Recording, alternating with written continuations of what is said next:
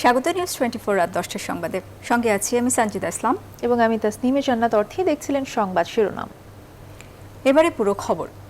শেষমেশ প্রতারণার অভিযোগে করা মামলায় গ্রেপ্তার হলেন ই-কমার্স প্ল্যাটফর্ম ই-ভ্যালির সিইও মোহাম্মদ রাসেল এবং চেয়ারম্যান শামীমা নাসরিন। বৃহস্পতিবার বিকেলে ঢাকার মোহাম্মদপুরের বাসায় অভিযান চালিয়ে তাদের দুজনকে গ্রেপ্তার করে র্যাব।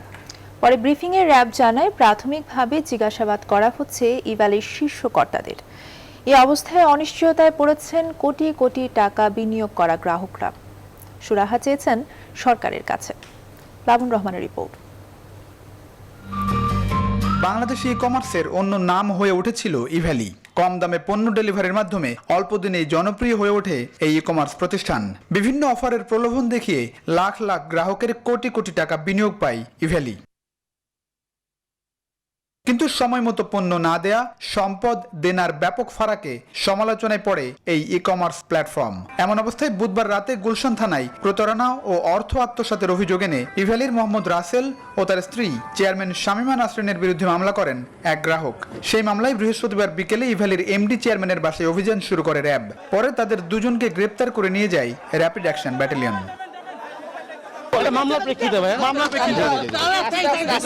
র্যাব হেডকোয়ার্টারে এক ব্রিফিংয়ে জানানো হয় ই-ভ্যালির এমডি ও চেয়ারম্যানের বাসায় অভিযানে ব্যবসায়িক বিভিন্ন ডকুমেন্ট পাওয়া গেছে। এখন প্রাথমিকভাবে রাসেল ও তার স্ত্রীকে জিজ্ঞাসাবাদ চলছে। তো তাদের বিরুদ্ধে যে অভিযোগ ছিল সেটা হচ্ছে যে প্রতারণা ও অর্থ আত্মসাতের অভিযোগ। এই প্রেক্ষিতে আমরা তাদেরকে গ্রেফতার করেছি এবং গ্রেফতার করে তাদেরকে আমরা র্যাব সদর দপ্তরে নিয়ে এসেছি। এখানে প্রাথমিক জিজ্ঞাসাবাদ চলছে। প্রাথমিক জিজ্ঞাসাবাদ পরবর্তীতে আমরা তাদের বিরুদ্ধে আইনানুগ ব্যবস্থা গ্রহণ করব। তথ্য বলছে আলোচিত ই কমার্স প্ল্যাটফর্ম ই-ভ্যালির মোট দেনার পরিমাণ 542,99,482 টাকা। এই দেনার বিপরীতে তাদের দৃশ্যমান সম্পদ মাত্র 65 কোটি। এমন অবস্থায় নিজেদের বিনিয়োগ নিয়ে অনিশ্চয়তা দেশের প্রায় 50 লাখ গ্রাহকের। প্রতিষ্ঠানটির এমডি ও চেয়ারম্যান গ্রেপ্তার হওয়ার সময় গ্রাহকরা নিজেদের দুরবস্থার কথা জানিয়ে সরকারের কাছে সমাধান চেয়েছেন। কন্টিনিউয়াসলি কেনাকাটা করে, যার ভিতরে 20 থেকে 30 লাখ। আজকে 20 থেকে 30 লক্ষ গ্রাহক একটা অনিশ্চয়তার মুখে পড়ে যাচ্ছে। অনেকে বাইক পেয়েছে, সেই লোভে আমি ওই জায়গায় পা দিই, কিন্তু এখন আমি 5 লাখ টাকার অর্ডারের মধ্যে একটা অর্ডারও পাইনি। মানে আমি অর্ডার করেছি, আমি ডেলিভারি চাই। এই 12,30,000 টাকা পাই গভর্নমেন্ট, এই টাকাটা গভর্নমেন্ট আমাদেরকে দেওয়ার ব্যবস্থা করুক। এদিকে 21 অক্টোবরের মধ্যে ই-ভ্যালির বিরুদ্ধে অর্থ আত্মসাতের মামলার প্রতিবেদন দেওয়ার নির্দেশ দিয়েছেন আদালত। টাকা পাননি। লাবন রহমান, নিউজ 24, ঢাকা। বিএনপি থেকে সংরক্ষিত মহিলা আসনে সাংসদ রুমিন ফারহানা বলেছেন, সরকারের গাফিলতির কারণে ই-ভ্যালি, ই-অরেঞ্জের মতো প্রতিষ্ঠান ব্যবসার নামে প্রতারণা করে হাজার কোটি টাকা লুট করেছে। যারা টাকা দিয়ে প্রতারিত হয়েছেন তাদের টাকা সরকারকে ফিরিয়ে দিতে হবে। পরে সরকার ওই সব প্রতিষ্ঠান থেকে টাকা আদায় করবে। বৃহস্পতিবার জাতীয় সংসদে পয়েন্ট অফ অর্ডারে দাঁড়িয়ে রুমিন এসব কথা বলেন। তারা ব্যবসায় নেমেছে, মাসের পর মাস চালিয়েছে, তাতে এটা মনে করার কোনো কারণ নাই যে রাষ্ট্রের যারা নীতি নির্ধারক আছেন, রাষ্ট্রের যারা রেগুলেটর আছেন, তারা এই সম্পর্কে কিছু জানেন না। মাননীয় স্পিকার, আমার বক্তব্য খুব স্পষ্ট। সরকারের দুর্নীতি এবং গাফিলতির কারণে নানা শ্রেণী পেশার মানুষের যে হাজার হাজার টাকা তারা লুট করেছে, কোটি টাকা তারা লুট করেছে, সেই টাকা সরকারকে ফেরত দিতে হবে। প্রতিষ্ঠানের নাম আস্থা গেটওয়ে লিমিটেড। সরকারি বেসরকারি বিভিন্ন চাকরি পাইয়ে দেওয়ার কথা বলা হলেও অর্থ হাতিয়ে নেওয়াই ছিল মূল উদ্দেশ্য। প্রতিষ্ঠান সংশ্লিষ্টরা দীর্ঘদিন ধরে বিভিন্ন পদে চাকরির মিথ্যা প্রলোভন দেখিয়ে জাল নিয়োগপত্র প্রদান করে হাতিয়ে নিয়েছেন কোটি কোটি টাকা। অবশেষে দুজনকে গ্রেফতার করেছে পুলিশ। বিস্তারিত জানাচ্ছেন মৌ খন্দকার। বুধবার রাজধানীর ভাটারায় অভিযান চালিয়ে দুইজনকে গ্রেফতার করে পুলিশের অপরাধ তদন্ত বিভাগ সিআইডি। এই সময় তাদের কাছ থেকে e.max man power recruiting agency Bangladesh লিমিটেডের 24টি ভুয়া নিয়োগপত্র, বিভিন্ন চাকরি প্রার্থীদের নিবন্ধন ফর্ম, জীবন বৃত্তান্ত, ভিজিটিং কার্ড সহ বিভিন্ন মালামাল উদ্ধার করা হয়। গ্রেফতার দুজন সহ মোট 5 জনকে আসামি করে ভাটারা থানায় একটি মামলা দায়ের করা হয়েছে। বৃহস্পতিবার দুপুরে রাজধানীর মালিবাগে সিআইডির প্রধান কার্যালয়ে সংবাদ সম্মেলনে এসব কথা জানান অতিরিক্ত ডিআইজি ইমাম হোসেন। প্রতারণার থেকে মুক্তির যে উপায়গুলো, তার মধ্যে অন্যতম হচ্ছে সচেতনতা, দ্বিতীয় হচ্ছে লোভ, তৃতীয় হচ্ছে অভাব। এই যে জিনিসগুলো, লোভ যদি সম্বরণ করা যায়, অভাব যদি কমানো যায়, আর প্রচার প্রচারণা যদি বাড়ে, তাহলে ধীরে ধীরে এই যে প্রতারক আছে এই প্রতারকদের কাজ করার ক্ষেত্র কমে যাবে। তিনি জানান তারা দেশের চাকরি প্রার্থী বিপুল পরিমাণ ভুক্তভোগীর কাছ থেকে কোটি কোটি টাকা হাতিয়ে নিয়েছে। টাকা পয়সার বিনিময়ে এরা ভুয়া নিয়োগপত্র তুলে দেয় এবং নিয়োগপত্র আমি দেখলাম যেগুলো এগুলো চমৎকার, দেখলে সত্য অরিজিনাল নিয়োগপত্র আমরাও তো পেয়েছি জীবনে একবার, তার চেয়ে অনেক ভালো নিয়োগপত্র এগুলো। ওরা করে সেইগুলো যেগুলোর জন্য সরকারের বড় কোনো বিজ্ঞপ্তি দেওয়া লাগে না, সেই জায়গায় এমপি সাহেবরা বা স্কুলে যিনি সভাপতি তারা এইগুলো নেয় এবং এই সূত্র দিয়ে তারা অনেকের কাছ থেকে প্রতারণা করে টাকা নিয়েছেন। মৌ খন্দকার, নিউজ 24, ঢাকা।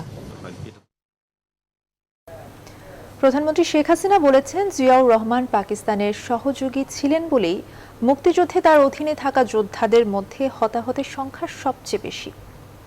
সংসদ অধিবেশনের সমাপনী বক্তব্যে তিনি আরও বলেন, বেঁচে থাকলে জিয়াউর রহমানকে বঙ্গবন্ধু হত্যা মামলার আসামি হতে হতো। শাহ আলী জয়ের রিপোর্ট। অসংখ্য ধন্যবাদ। সংসদ নেতা শেখ হাসিনার সমাপনী বক্তব্যের মধ্য দিয়ে শেষ হয় একাদশ জাতীয় সংসদের চতুর্দশ অধিবেশন। বক্তব্যে সমসাময়িক বিভিন্ন ইস্যুর পাশাপাশি উঠে আসে মুক্তিযুদ্ধের ঘটনা প্রবাহ। স্বাধীনতা যুদ্ধে জিয়াউর রহমানের ভূমিকা নিয়ে প্রশ্ন তোলেন প্রধানমন্ত্রী। কর্নেল আসলাম বেগ তখন ঢাকায় সে দায়িত্বরত ছিল। সে কর্নেল আসলাম বেগ জিয়াকে একটা চিঠি দেয় মুক্তিযুদ্ধ চলাকালীন সময় 71 সালে। সেই চিঠিতে সে লিখেছিল যে আপনি খুব ভালো কাজ করছেন, আমরা আপনার কাছে সন্তুষ্ট, আপনার স্ত্রী পুত্রকে নিয়ে চিন্তা করবেন না, আপনাকে ভবিষ্যতে আরও কাজ দেওয়া হবে। চিঠিটা আমার কাছে আছে। একটা সেক্টরে যদি সে অধিনায়ক হয়ে সেখানে ক্যাজুয়ালিটি বাড়িয়ে দেওয়ার মানে কি? তো নিজের হাতে পাকিস্তানি সেনাদের সে গুলি করতেই যায়নি, সে আমাদের নিজেদের লোকদের এগিয়ে দিয়েছে মরতে। জাতির পিতার হত্যাকাণ্ডে জিয়াউর রহমানের সংশ্লিষ্টতার কথাও বলেন প্রধানমন্ত্রী। আমি তাকে আসামি করতে চেয়েছিলাম, তখন আমাদের হোম সেক্রেটারি ছিল রেজাউল হায়াত, সে আবার বললো যে মৃত মানুষকে তো আসামি করা যায় না। চন্দ্রিমা উদ্যানে আদৌ জিয়াউর রহমানকে সমাহিত করা হয়েছে কিনা সে বিতর্কেরও জবাব দেন তিনি। লাশ শনাক্ত করেছিল বীর শওকত। মুক্তিযোদ্ধা হিসেবে আমি চিনতাম, আমি জিজ্ঞাসা করেছিলাম সত্যি কথা বলেন তো, সে বলে যে লাশ কোথায় পাবো। ইভেন জেনারেল এরশাদ সাহেব, তাকে আমি বললাম যে আপনি যেটা বাক্স আনলেন লাশটা, আমাকে বলছে বোন লাশ পাবো কোথায়। করোনা মহামারী মোকাবেলায় সরকারের নেওয়া উদ্যোগগুলো তুলে ধরে সরকার প্রধান বলেন 24 কোটি টিকা সংগ্রহের ব্যবস্থা করেছে সরকার। উন্নয়নের নানামুখী খতিয়ান তুলে ধরে সংসদ নেতা বলেন দেশের অগ্রগতি যাদের পছন্দ নয় তারা অহেতুক সমালোচনা করে। মিডিয়াতে কি লিখলো আর টক শোতে কি বললো, আমি কিন্তু ওইটা শুনে কখনো এই দেশ পরিচালনা করি না। আমি দেশ পরিচালনা করি আমার অন্তর থেকে। ও কে কি বললো ওটা শুনে হতাশ হওয়া বা উৎসাহিত হওয়ার আমার সাজে না। শেখ হাসিনা বলেন আশ্রয়ন প্রকল্পে যারা নাশকতা করেছে তাদের কেউ রেহাই পাবে না। এবং আমি দুর্নীতি দমন কমিশনকে বলবো যে কয়টা ঘর, এই যে 300 ঘর ক্ষতিগ্রস্ত হয়েছে, প্রত্যেকটার তদন্ত তাদের করতে হবে এবং রিপোর্ট দিতে হবে। এটাই আমার কথা, তার রিপোর্ট দিতে হবে। অবশ্যই এখানে দুর্নীতি করলে আমি সেই দুর্নীতি মানতে রাজি না। গরিবরা ঘর করে দেবো, সেখান থেকে টাকা মেরে খাবে। সরকার প্রধান বলেন সফলভাবে বঙ্গবন্ধু 1 স্যাটেলাইট উৎক্ষেপণের পর শিগগিরই আরও একটি স্যাটেলাইট উৎক্ষেপণের কথা চিন্তা করছে সরকার। মাননীয় স্পিকার, আমি আর সময় শাহ আলী জয়, নিউজ 24, ঢাকা। বিদ্যুৎ ও জ্বালানির দ্রুত সরবরাহ বাড়াতে বিশেষ বিধানের মেয়াদ আরও 5 বছর বাড়ল। বিদ্যুৎ ও জ্বালানি প্রতিমন্ত্রী নসরুল হামিদ জাতীয় সংসদে এই সংক্রান্ত বিলটি উত্থাপন করলে তা কণ্ঠ ভোটে পাশ হয়। 2009 সালের আওয়ামী লীগ সরকার ক্ষমতায় আসার পর বিদ্যুৎ সংকট দ্রুত সমাধানের লক্ষ্যে বেশ কয়েকটি ভাড়া ও দ্রুত ভাড়াভিত্তিক বিদ্যুৎ কেন্দ্রের অনুমোদন দেওয়া হয়। এসব ভাড়াভিত্তিক বিদ্যুৎ কেন্দ্রকে বৈধতা দিতে 2010 সালে প্রণয়ন করা হয় বিদ্যুৎ ও জ্বালানির দ্রুত সরবরাহ বৃদ্ধি বিশেষ বিধান আইন। শুরুতে 2 বছরের জন্য এই আইন করা হলেও পরে কয়েক দফায় সময় বাড়ানো হয়। তবে বিশেষ এই আইনটির মেয়াদ কেন 16 বছর পর্যন্ত বাড়ানো হলো তা নিয়ে প্রশ্ন তোলেন বিরোধী দলীয় সংসদ সদস্যরা।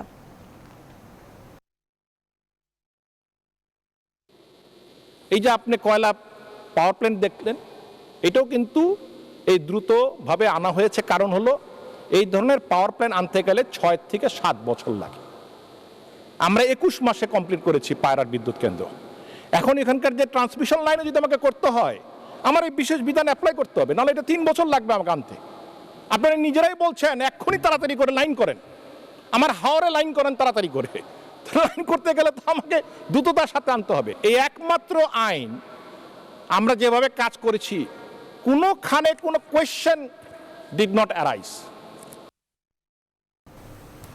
দেশে এই মুহূর্তে রাজনৈতিক পরিস্থিতিতে বিএনপির করণীয় কি, এ বিষয়ে দলের অঙ্গ ও সহযোগী সংগঠনগুলোর নেতাদের সঙ্গে আলোচনা করেছেন ভারপ্রাপ্ত চেয়ারম্যান তারেক রহমান। ধারাবাহিক 3 দিনের বৈঠকের শেষ দিন বৃহস্পতিবারের বৈঠক শেষে কথা জানান মহাসচিব মির্জা ফখরুল ইসলাম আলমগীর। বৈঠকে তৃণমূল নেতারাও তাদের মতামত দিয়েছেন। আরও জানাচ্ছেন তৌহিদ শান্ত। বৃহস্পতিবার গুলশানে চেয়ারপারসনের কার্যালয়ে বিকেল 4টার পর বৈঠক শুরু হয়। বৈঠককে কেন্দ্র করে চেয়ারপারসনের কার্যালয়ের সামনে ছাত্রদল যুবদলের কয়েকশো নেতাকর্মী জড়ো হন। আশেপাশে আইন শৃঙ্খলা বাহিনীর সদস্যদেরও সতর্ক অবস্থায় দেখা যায়। গেল 2 দিনের মতো এই বৈঠকেও তারেক রহমানের সভাপতিত্বে অংশ নেন দলের শীর্ষ নেতারা এবং অঙ্গ ও সহযোগী সংগঠনের নেতারা।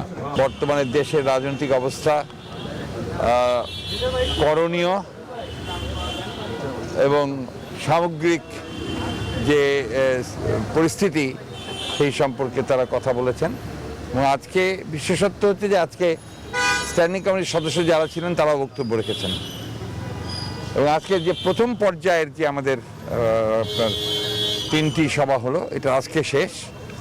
আমরা আগামী শনিবারে আমাদের স্ট্যান্ডিং কমিটির মিটিং আছে।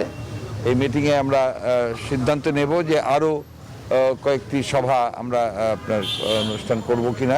বিএনপি মহাসচিব আরও জানান, নির্বাচন নিয়ে নয়, আপাতত আলোচনা হয়েছে পরিস্থিতি মোকাবেলার কৌশল নিয়ে। নির্বাচন কমিশন নিয়ে আমরা এখন কোনো চিন্তাই করছি না, এখন এই সম্পর্কে আমরা কথাও বলিনি। আমরা সামগ্রিক দেশের রাজনৈতিক পরিস্থিতি, কি করণীয়, আমাদের সাংগঠনিক অবস্থান, এগুলো নিয়ে আমরা কথা বলি। 3 দিনের প্রথম দিনে দলের ভাইস চেয়ারম্যান ও চেয়ারপারসনের উপদেষ্টা পরিষদের সদস্যদের নিয়ে এবং দ্বিতীয় দিনে দলের যুগ্ম মহাসচিব, সাংগঠনিক সম্পাদক ও সম্পাদক মণ্ডলীর সদস্যদের মতামত জেনেছেন Tarek Rahman. Touhid Shanto, news 24, Dhaka. BNP chairperson Khaleda জিয়ার দণ্ড স্থগিতের মেয়াদ বাড়ানোর বিষয়টি প্রক্রিয়াধীন বলে জানিয়েছেন স্বরাষ্ট্রমন্ত্রী আসাদুজ্জামান খান কামাল। বৃহস্পতিবার সচিবালয়ে সাংবাদিকদের মন্ত্রী একথা জানান। এর মধ্যে তার দণ্ড স্থগিত করে মুক্তির মেয়াদ আরও 6 মাস বাড়ানোর বিষয়ে মতামত দিয়েছে আইন মন্ত্রণালয়। ছোট ভাই আমাদের কাছে একটা আবেদন নিয়ে আসছিলেন, আমরা যথাযথ প্রক্রিয়া করার জন্য আইন মন্ত্রণালয়ে পাঠিয়েছি। এইটা আইন মন্ত্রণালয় থেকে মানে যে অভিমত দিয়েছিল সেই অনুযায়ী প্রক্রিয়া চলছে। এবারে করোনা আপডেট।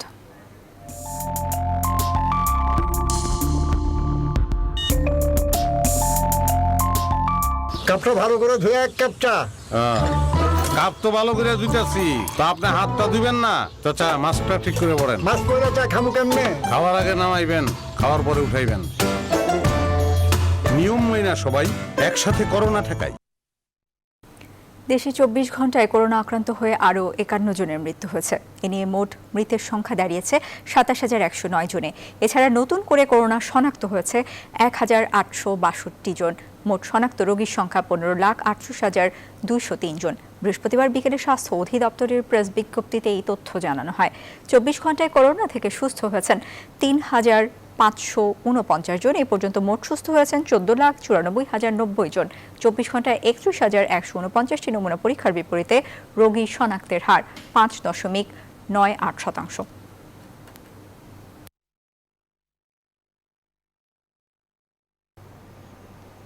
ডেঙ্গুতে আক্রান্ত হয়ে 24 ঘন্টায় নতুন ভর্তি রোগীর সংখ্যা 234 জন। এর মধ্যে ঢাকায় 182 জন এবং ঢাকার বাইরে 52 জন নতুন রোগী ভর্তি হয়েছে। এখন পর্যন্ত ডেঙ্গুতে মারা গেছেন 57 জন। আর এই মাসে রোগী ভর্তি হয়েছেন 4,709 জন। বৃহস্পতিবার স্বাস্থ্য অধিদপ্তরের হেলথ ইমার্জেন্সি অপারেশন সেন্টার ও কন্ট্রোল রুম এসব তথ্য জানায়।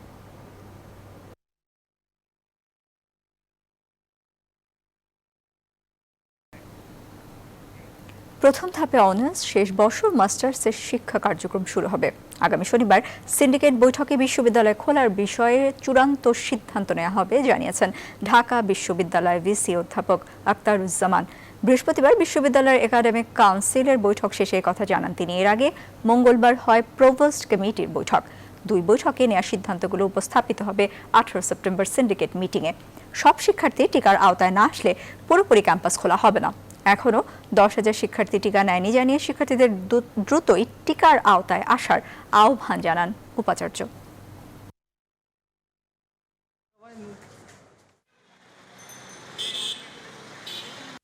আমাদের সকল শিক্ষার্থী যাতে টিকা কার্যক্রমের আওতায় আসে, তো সেই জন্য আমাদের বিভাগীয় প্রধান যারা আছেন, চেয়ারম্যান, পরিচালক, ছাত্র উপদেষ্টা, তাদেরকে বিশেষ উদ্যোগ নেওয়ার জন্য, বিশেষ সহযোগিতা করার জন্য অনুরোধ করা হলো। পূর্ববর্তী যে সুপারিশগুলো, সেই সুপারিশগুলোর সাথে এই ধরনের সুপারিশ, সেগুলো আমরা সব কিছু নিয়েই সিন্ডিকেটে যাব।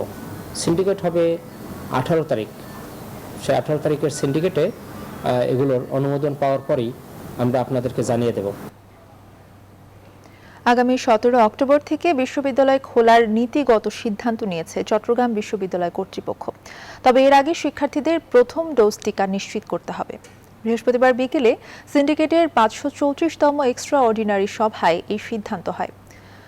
চবি proctor doctor Rabiul Hasan Bhuiyan news 24-কে জানান, সিন্ডিকেট সভায় বিশ্ববিদ্যালয় খোলা নিয়ে বিশদ আলোচনা হয়েছে। 17 অক্টোবর থেকে 20 অক্টোবরের মধ্যে বিশ্ববিদ্যালয় খোলার বিষয়ে নীতিগত সিদ্ধান্ত হয়েছে। সিন্ডিকেট সদস্যরাও এই বিষয়ে খুব আন্তরিক। তিনি বলেন, স্বাস্থ্য অধিদপ্তরের কাছে 48,000 টিকার জন্য আবেদন করা হয়েছে। টিকাগুলো পাওয়ার উপর নির্ভর করবে খোলা সম্ভব হবে কিনা।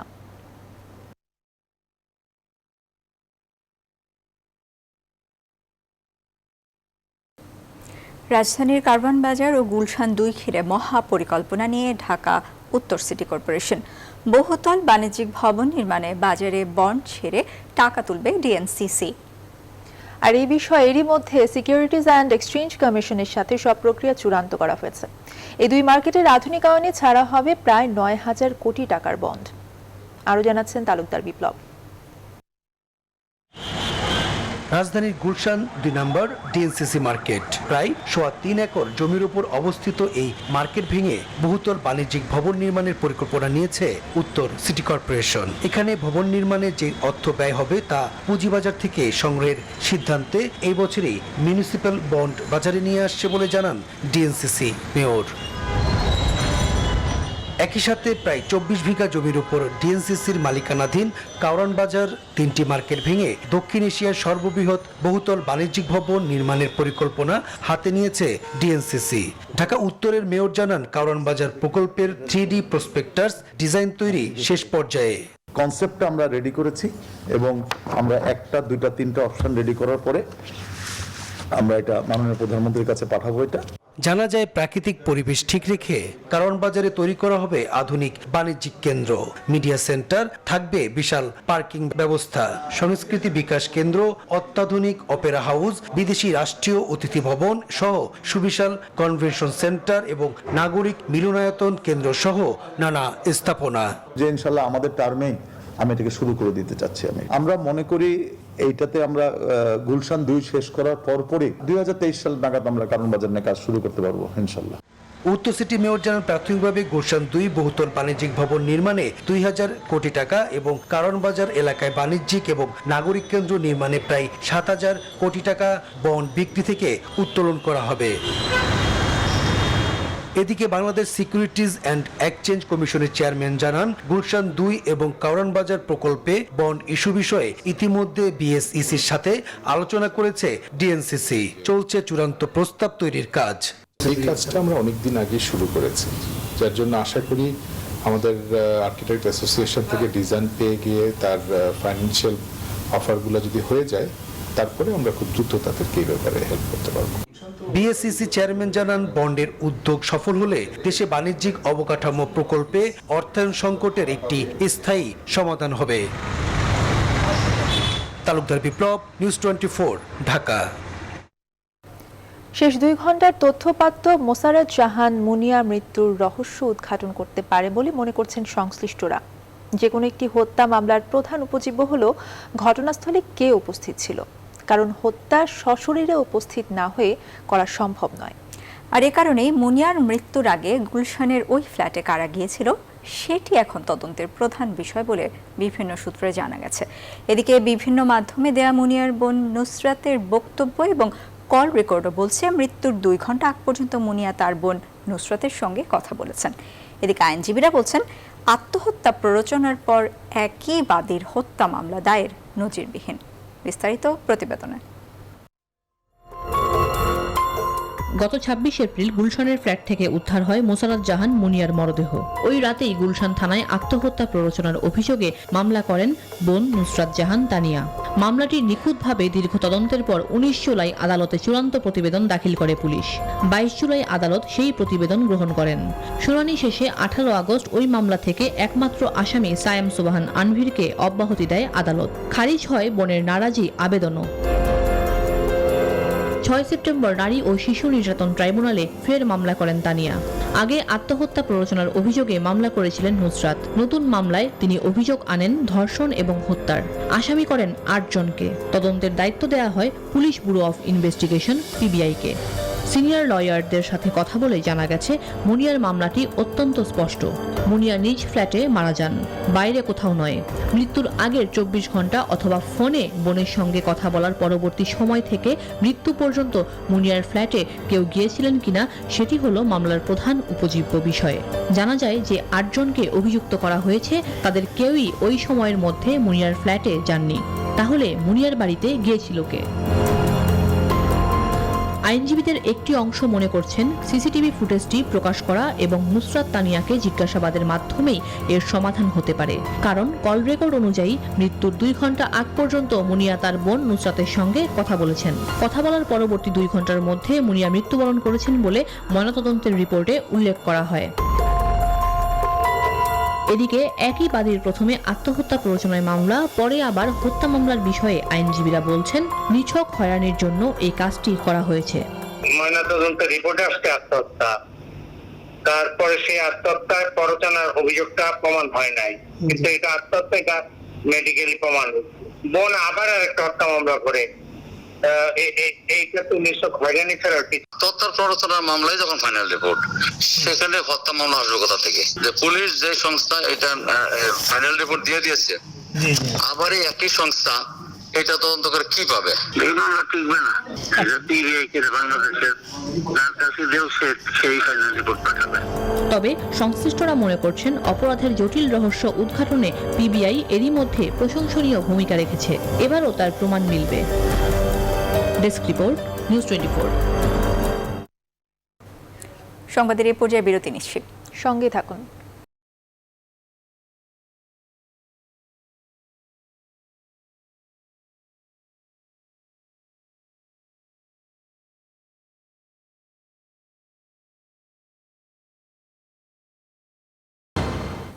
আবারও স্বাগত। দেখছেন নিউজ 24 রাত 10টার সংবাদ। জাতিসংঘের ৭৬তম সাধারণ অধিবেশনে ধনী গরিব নির্বিশেষে সব দেশের জন্য কোভিড ভ্যাকসিন নিশ্চিত করতে আহ্বান জানাবেন প্রধানমন্ত্রী শেখ হাসিনা। বৃহস্পতিবার প্রধানমন্ত্রী জাতিসংঘ সফর নিয়ে করা এক সংবাদ সম্মেলনে পররাষ্ট্রমন্ত্রী একে আব্দুল মোমেন এ কথা জানান। তিনি জানান, শুক্রবার সকালে ফিনল্যান্ড হয়ে নিউ ইয়র্কের উদ্দেশ্যে ঢাকা ছাড়বেন প্রধানমন্ত্রী। ২৪ সেপ্টেম্বর ১৮ বারের মতো জাতিসংঘে বাংলায় ভাষণ দেবেন তিনি।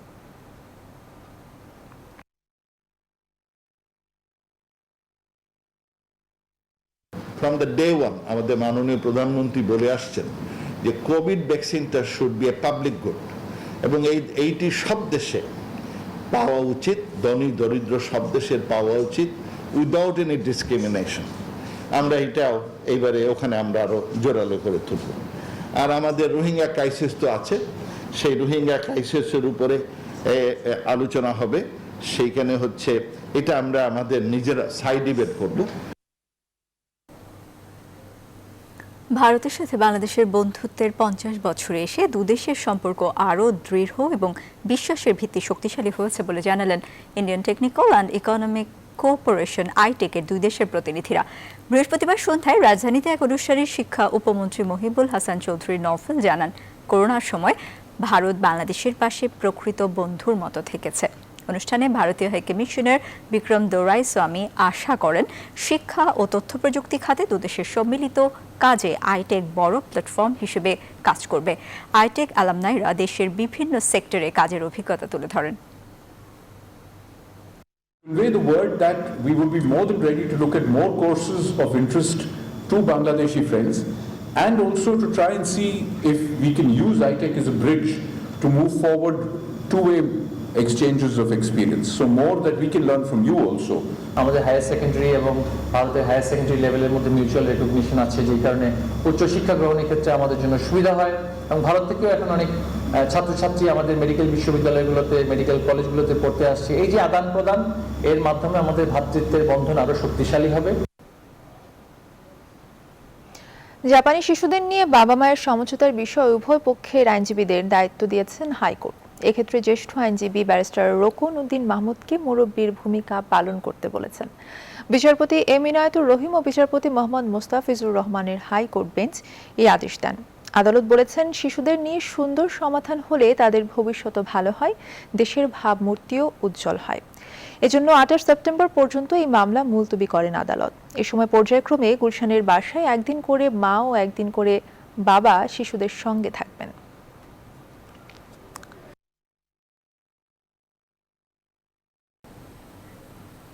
সাংবাদিক নেতাদের ব্যাংক হিসাব তলবের ঘটনায় উদ্বেগের কারণ নেই বলে জানিয়েছেন তথ্য ও সম্প্রচার মন্ত্রী ডক্টর হাসান মাহমুদ।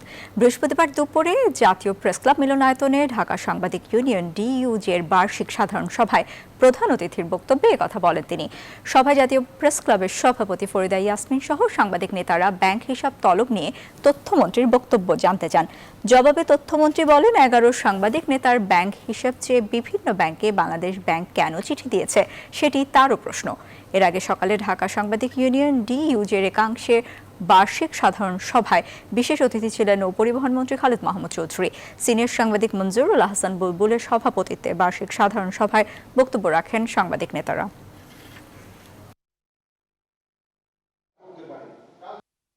এই ষড়যন্ত্রের ব্যাপারে আমাদের সতর্ক থাকতে হবে। কারা আমাদেরকে ঠেলে দিচ্ছে যে আমরা সরকারের মুখোমুখি দাঁড় করিয়ে দিচ্ছে, কারণ আমরা সাংবাদিকরা কিন্তু যারা মুক্তিযুদ্ধের চেতনায় বিশ্বাস করি, মুক্তিযুদ্ধের আদর্শে পথ চলি, আমরা সবসময় কিন্তু এই সরকারের সহযোগিতা দিয়ে থাকি, সহযোগিতা দিচ্ছি।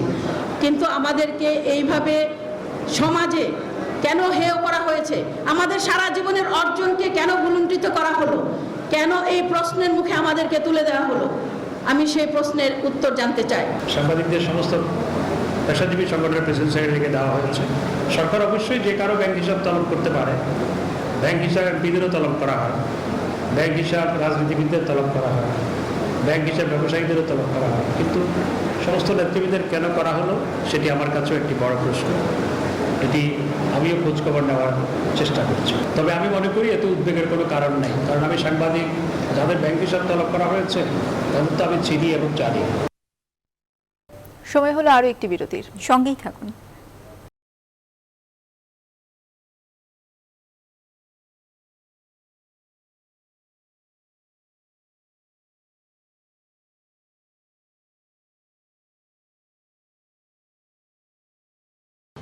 আবার স্বাগত, দেখছেন রাত 10টার সংবাদ।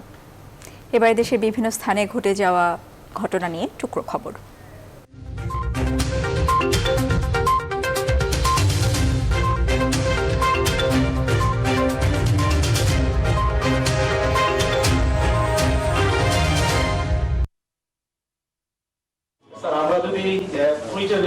আগামী 25 সেপ্টেম্বরের মধ্যে সিরাজগঞ্জে বন্ধ হয়ে যাওয়া ট্রেন পুনরায় চালু হবে বলে জানিয়েছেন রেলমন্ত্রী মোহাম্মদ নুরুল ইসলাম সুজন। বৃহস্পতিবার দুপুরে শহীদ AKM শামসুদ্দিন সম্মেলন কক্ষে সিরাজগঞ্জ জেলা প্রশাসনের আয়োজনে সিরাজগঞ্জ জেলার বন্ধ হয়ে যাওয়া রেল যোগাযোগ ও সিরাজগঞ্জ এক্সপ্রেস চালুকরণ বিষয়ে স্থানীয় রাজনৈতিক নেতৃবৃন্দ ও সংশ্লিষ্টদের সাথে মত বিনিময়ে তিনি একথা বলেন।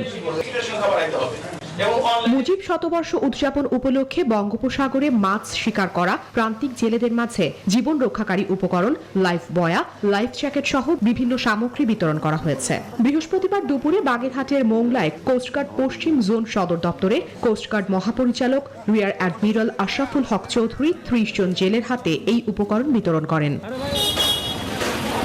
নাটোরের সদর উপজেলার কৈকারি কৃষ্ণপুর গ্রামে এক কৃষককে কুপিয়ে হত্যা চেষ্টার ঘটনায় সন্ত্রাসীদের গ্রেফতার ও বিচারের দাবিতে বিক্ষোভ ও মানববন্ধন করেছে এলাকাবাসী। তাদের অভিযোগ, দীর্ঘদিন ধরে জামালের সন্ত্রাসী কর্মকাণ্ডের শিকার গ্রামবাসী। Desk report, news 24। এবারে ফার্স্ট সিকিউরিটি ইসলামী ব্যাংক অর্থ বাণিজ্যের সংবাদ।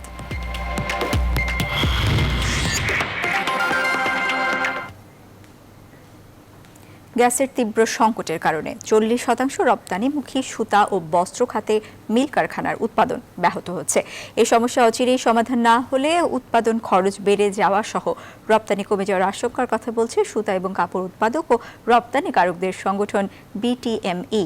বৃহস্পতিবার রাজধানীর এক হোটেলে জরুরি সংবাদ সম্মেলনে বলা হয়, নারায়ণগঞ্জ সাভার সহ কিছু এলাকায় মিলগুলোয় গ্যাস সরবরাহ 1.59 PSI নেমে গেছে। ফলে মিলগুলোতে স্থাপিত মেশিনারিজ ক্ষমতার 70% বেশি বন্ধ রেখে চালু রয়েছে। এ অবস্থায় জাতীয় গ্রিডে LNG সরবরাহ নিশ্চিত করার দাবি জানায় সংগঠনটি।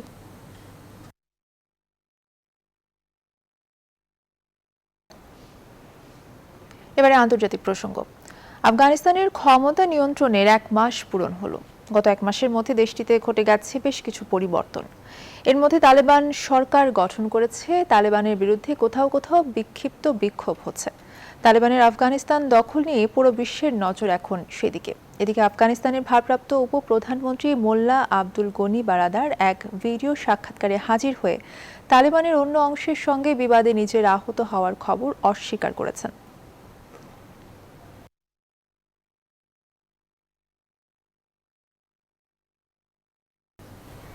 বিশ্বের 100 প্রভাবশালী ব্যক্তির নাম প্রকাশ করেছে টাইম ম্যাগাজিন। চলতি বছরের 100 প্রভাবশালীর তালিকায় 54 জনই নারী। তালিকায় জায়গা করে নিয়েছেন তালেবানের শীর্ষ নেতা মোল্লা আব্দুল গনি বারাদারও। মাসুদ রানার ডেস্ক রিপোর্ট। প্রতি বছরের মতো এবারও বিশ্বে 100 প্রভাবশালী ব্যক্তির তালিকা প্রকাশ করেছে যুক্তরাষ্ট্র ভিত্তিক টাইম ম্যাগাজিন। এই তালিকায় উঠে এসেছে ভারতের পশ্চিমবঙ্গের মুখ্যমন্ত্রী মমতা বন্দ্যোপাধ্যায়ের নাম। হাওয়াই চটি পায়ে সাদা শাড়ি পরা মমতাকে আপসহীন নেত্রী হিসেবে বর্ণনা করা হয়েছে।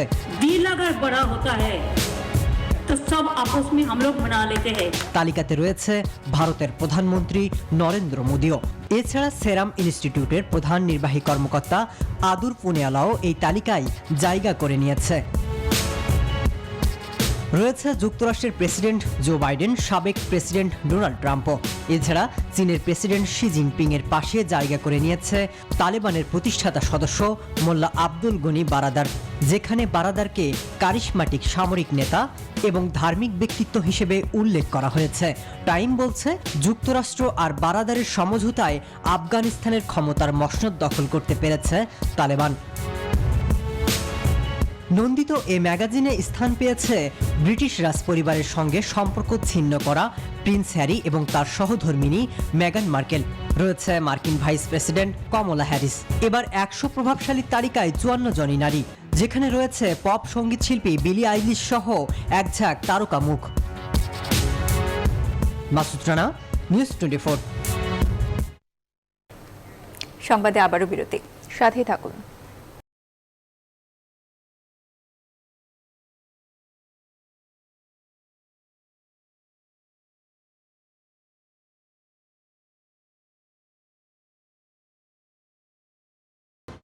স্বাগত আরও একবার। দেখছি নিউজ 24 রাত 10টার সংবাদ।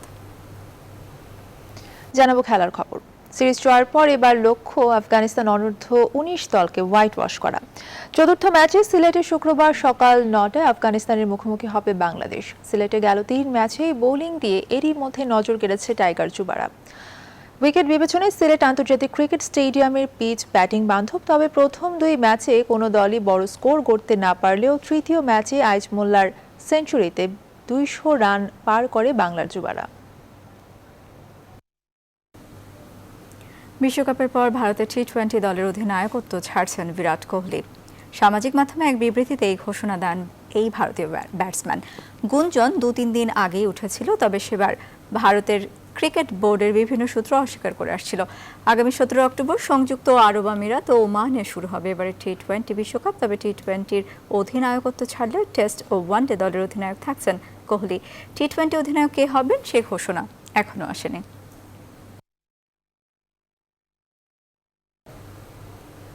আর এই ছিল এখনকার আয়োজন।